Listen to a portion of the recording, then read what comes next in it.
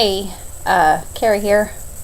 Um, Today is pretty rainy, like it's supposed to be raining all day, and it kind of actually matches my mood.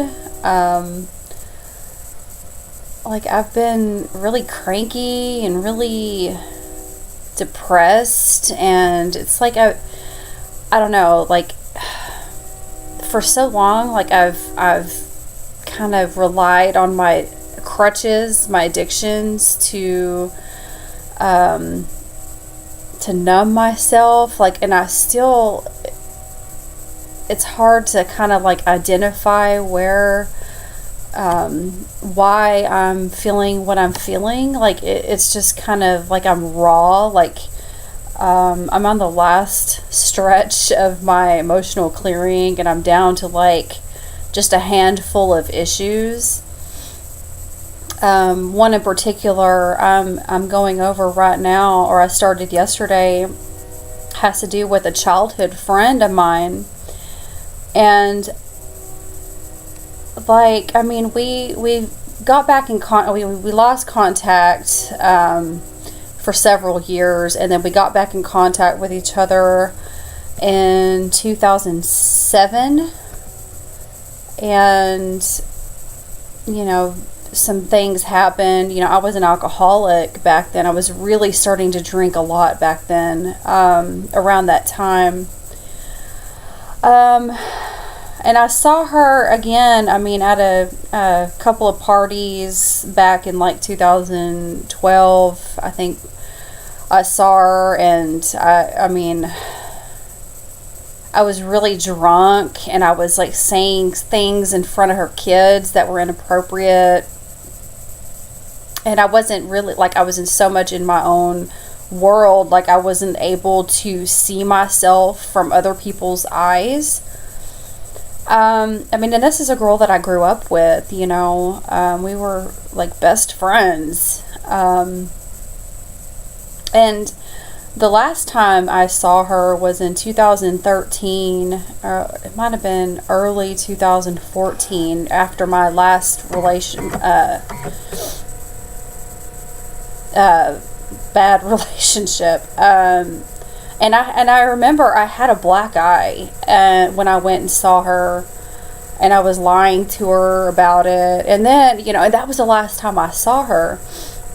And that's when, like right after that is when I took a turn, like even worse, into the drug scene. And I mean, so I'm going through this situation. I guess you could call, like, if I had to put a label on the situation, it would be losing my childhood friends, or losing her as a childhood friend. I have another childhood friend that I feel like I've lost. And like I'm able to kind of see see the lesson. Like, I've gone through the formula so much. I mean, I can already see the lesson, and I'm just like procrastinating at this point. Like, because I already feel so fucking raw, like, and this morning I woke up and I'm just like fucking miserable from like the second I open my eyes to the second I go to sleep. It's like I'm miserable right now. So, this video is just me getting that shit out, like, and I hope that not only I'm helping myself by getting the shit off my chest, but helping other people that might feel the same way. But, if you're a survivor of trauma, I mean, childhood trauma, any kind of like serious trauma, like that's what my whole fucking life has been based on, is trauma. And I have dogs over here moving the laptop. But like, let's see, what do I want to say? Where do I want to go with this? Like, I broke up with, like, me and John broke up. I mean, we're still like best friends, and we're still like living together and all of that, like right now. And I can see myself being a total bitch. Like, I can see myself taking my frustrations and my anger out on him by criticizing him. I can see like, I have no sense of joy. Like, I'm gonna go do a soul retrieval here as soon as I possibly can. You know, I just can't fucking afford to go spend $200 on that right now. I can't afford to go do Reiki healing. I can't afford to do all these things right now. So I, you know, really, I'm left with the finishing up my emotional clearing, and I'm just like, God damn it. I got up this morning and I want to go smoke a cigarette.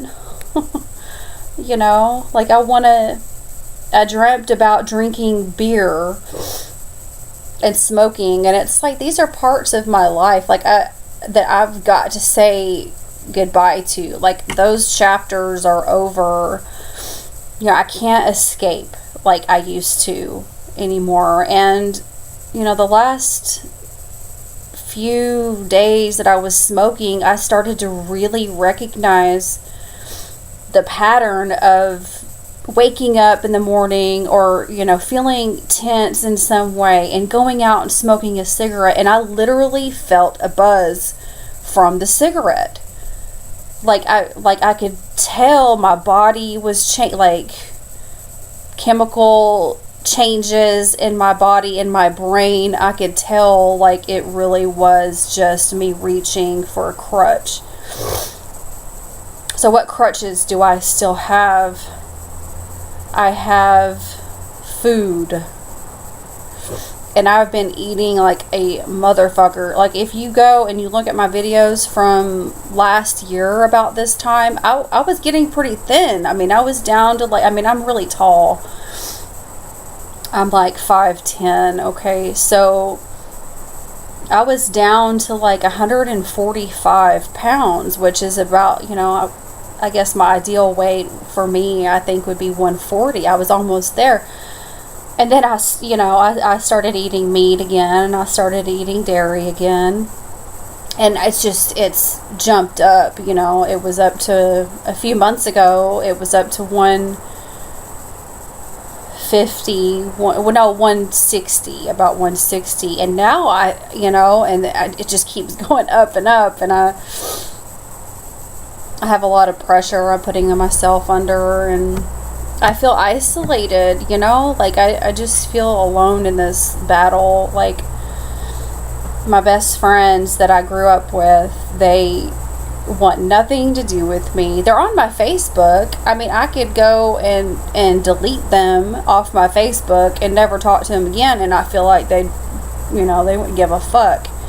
Like, the last time I messaged one of them, and I was like, hey, let's hang out.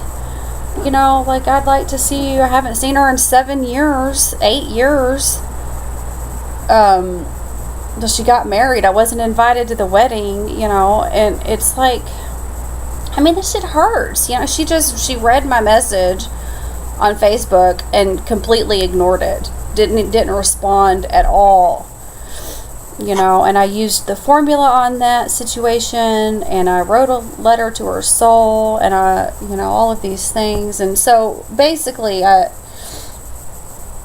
just got chapters of my life that I've got to say goodbye to. And, you know, like, I'm a different person now. Like, I guess with the one I'm doing now, like, I can see that the lesson is that I have never been happy. I've always been, and that's what I was saying this morning to John, like, before he left for work. It's like, I told him I can see myself, like, I want to be alone right now. I literally told him I just want to be alone, and it was no offense to him. And we're in the situation we're in, you know, helping each other financially and helping each other get out of these ruts that we're in. But I did break up with him, and I told him this morning, like, I can see myself being a bitch to you and taking out all my frustrations on you. And I said, if I had the means financially to be alone, I would. And I had to apologize to him because I could see myself acting like Martha, my mom. I could see myself acting like that. And the truth is, and the lesson that, with my childhood friend is, I have never experienced happiness in this lifetime. I have always felt insecure. And it's like, why? Why is, like, my earliest memories of me as a child being around other children, and I feel inadequate. That's what the lesson is. And I was looking at her pictures yesterday, and this is something that I do to help me with using the formula, is I use music and I use visual, like, pictures and stuff. And looking at her pictures and, like, thinking about being around her, I feel like I'm not good enough. And I've always felt that way. So, that's what I'm dealing with right now. And,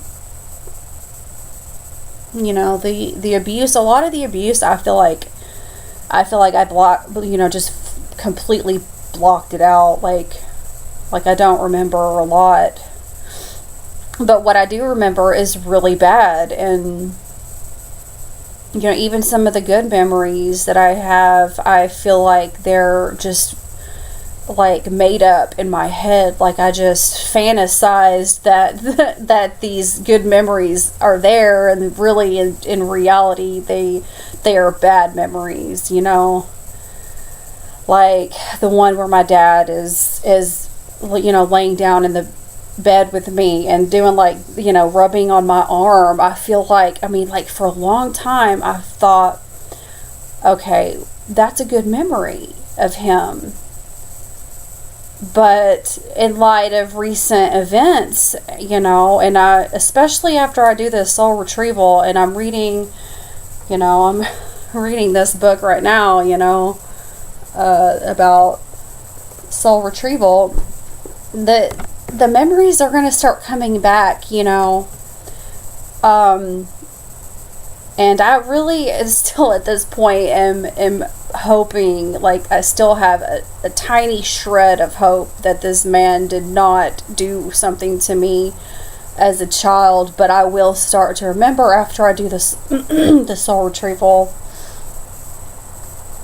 And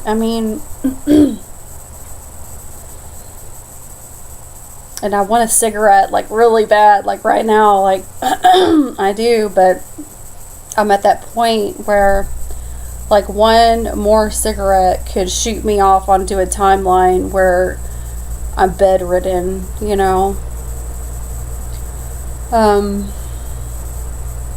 So yeah, this video is just me blabbering about being honest with myself. Like, I'm not okay. Like, I say I'm okay, I say, but deep down, like, I feel like a emptiness in my chest, like there's just a hole there,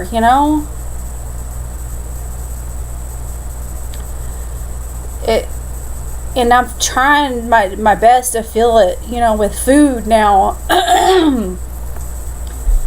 I'm trying to, be different and trying to not feel fucking everything, but that's what I'm supposed to do. Like, how many years did I run from this pain,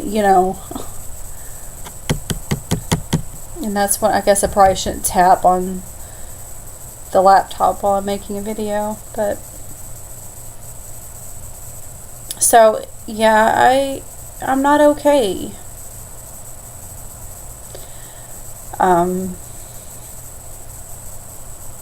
I'm just really fucking sad, like,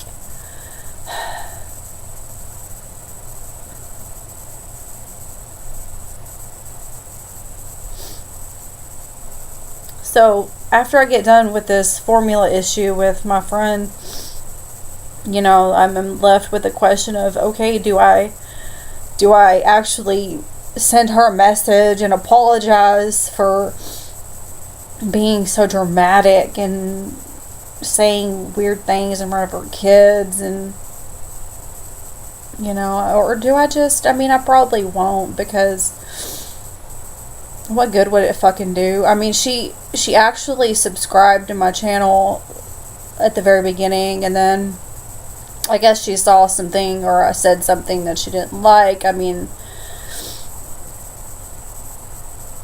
and then she unsubscribed, and what would I have in common with her anyway now at this point? Knowing what I know and being who I am, and what would I really say? What would we talk about? So what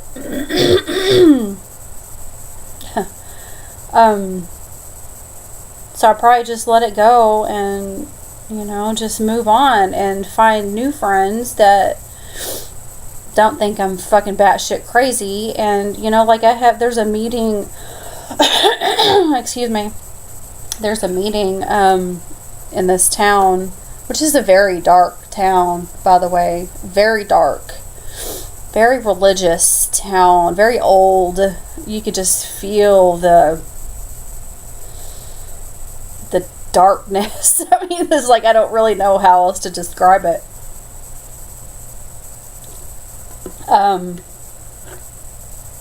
a lot of this bullshit, like these emotions, I'm wondering how much of it I'm absorbing from, like, especially right now, being in this motel. Like, this is where I used to come to do drugs, you know, like, this is where, I mean, and there's, if you go walking, there's, like, you can find needles just laying out, like, people throwing their needles out, like, literally right outside my door. No, well, not right outside the door, but, I mean, like, literally right around the corner. I mean, how much of this sadness am I absorbing from other people, you know? How much of it is actually mine? You know? But there is a meeting here. It's called Free Thinkers of... well, I'll put my shit out there. I live in Waxahachie, but I really don't... excuse me. See, I haven't smoked in a couple of weeks, and I'm still like, what? But, yeah, they have a monthly meeting, and I'm gonna go this month and start making friends that are like-minded and, like, do something different. Like, if I want to be different, I've got to do different stuff, you know? I can't just internalize everything and just lay here and cry and, you know. But anyway, yeah. This is what I'm up to now. I just feel very alone and very, very raw. Like, I mean, seriously, I only have, like, 8 more, like, line item things that I really plan on doing with the formula. So I'm right there at the very end, and it's got me, like, really feeling it right now for my whole life. I mean, like, who else? I mean, like, I know that there's a lot of people out there that could probably look at their whole life and say, I've never been happy. You know, I've never felt secure in my life. I've always, I mean, like, if you feel like that, just leave a comment or email me or something, you know, because it's a very shitty feeling, you know.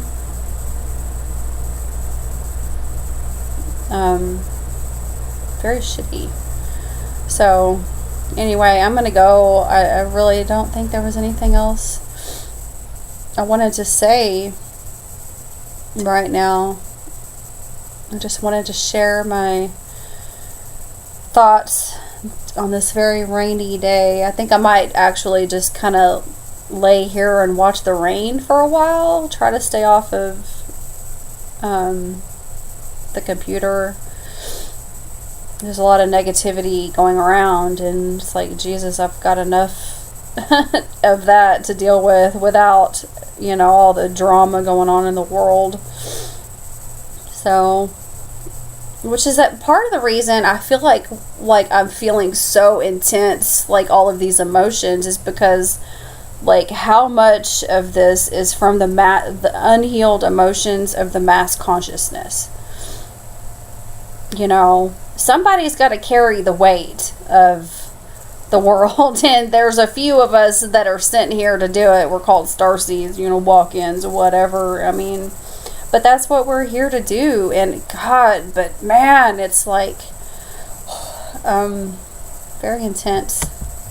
And one of these days I'm gonna have all of this crap cleared out of my field of being and really step into who I am. And just, this is something that I've got to go through to be able to get there. I mean, people that are in recovery, they don't want to go to these professionals who went to school and read a book about the subject, but they really have never been through it.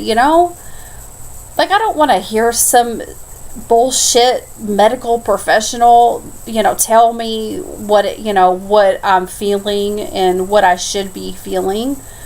I want someone who's been through it to tell me, hey, this is what's up.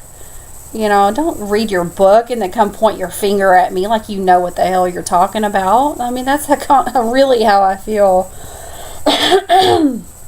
And I certainly can't go to one of the 20,000 churches around here and listen to how I'm sinful. Give me a fucking break. I mean, they're everywhere. I mean, there is a church on almost every street corner right next to the beer stores,